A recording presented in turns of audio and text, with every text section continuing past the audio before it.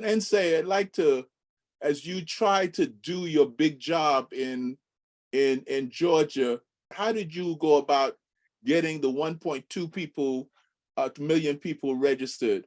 What were the obstacles? What new tactics and techniques did you have to engage in order to meet the objectives, get the people to meet your objective?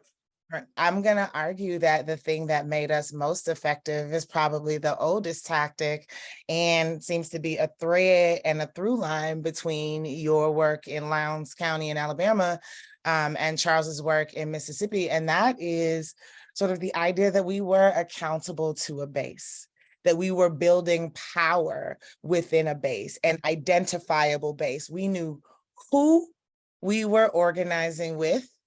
And not only did we know who we were organizing with, but we had absolute clarity about what was a priority to them and what would get them to mobilize, what would get them to put their feet in the streets. And how did we know that?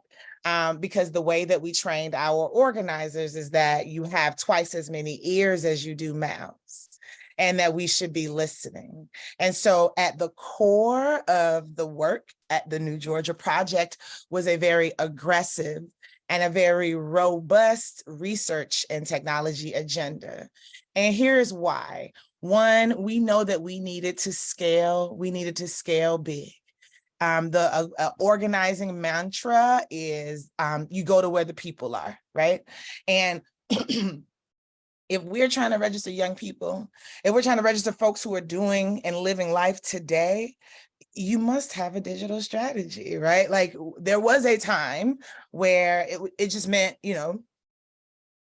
being at the right bus stops, being at the right malls, being at the right like outdoor festivals, being at the right churches, being on the right college campuses.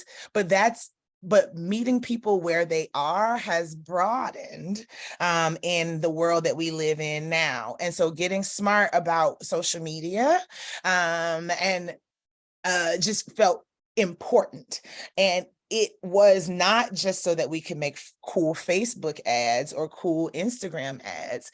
It was so that we could continue to listen, because people are going to tell you what their hopes are, what their ambitions are, what their fears are, and again, what they are willing to take action on.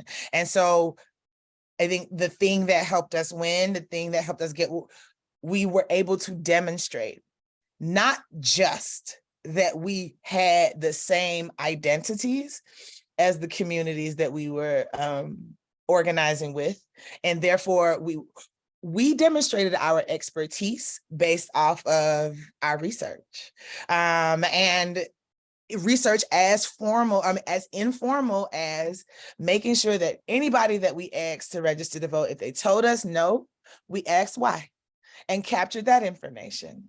Anybody who told us yes, and we were able to register them, we asked for their phone number and their email address so that we can make sure that they stayed on the voter rolls, because giving people a heads up that Georgia was on some funny business, right?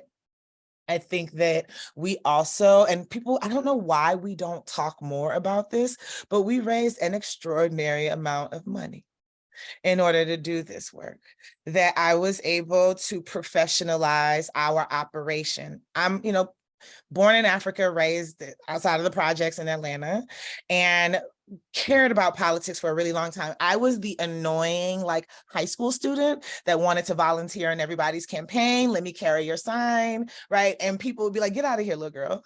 But I was following these campaigns. I cared very deeply, but it was civil rights leaders and pastors and lawyers and conservative Democrats.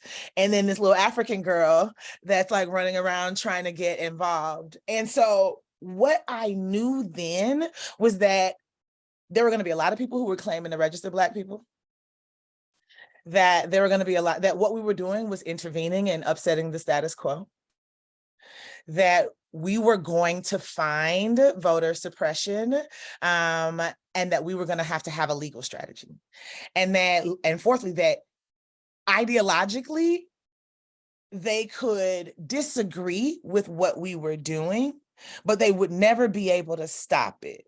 that the thing that they were going to be able to try to use to stop it was to claim that we were doing something funny with the money, that we were, not run well, that we were not compliant with all the laws of the land. And so making sure that we had a professional staff, making sure that we built the hard skills of our staff, but also making sure that we were able to recruit people who shared our values and came from the communities that we were organizing with, right? And then went out to donors and said that this is not a regular campaign job, that it's not the grand opening, grand closing, and we're not going to pay people $10 an hour to knock on doors, that we're going to do this and do this well. That means we're going to pay people a salary.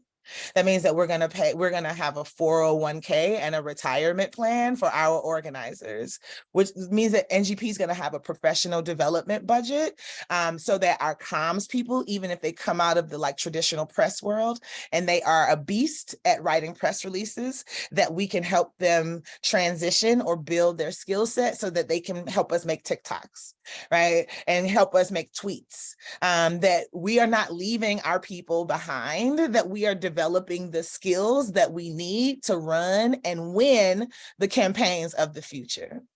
And so we couldn't find that money in Georgia, though. I don't know if that will shock anybody. That money did not come from Georgia. And what it meant was being on the road a lot, spreading the gospel and spreading the good news about the possibility of a new map, that talking to national Democrats who had more money than sense, just keeping it real, and selling them on the idea that with the way that white supremacists and white Christian nationalism is taking a hold in Ohio and Michigan, that they're going to have to look at a new electoral map if they're thinking about trying to capture the White House in 2016 at the time, and 2020, and that they need to be thinking seriously about the South, because that is where their base is, and Georgia's the tip of the spear.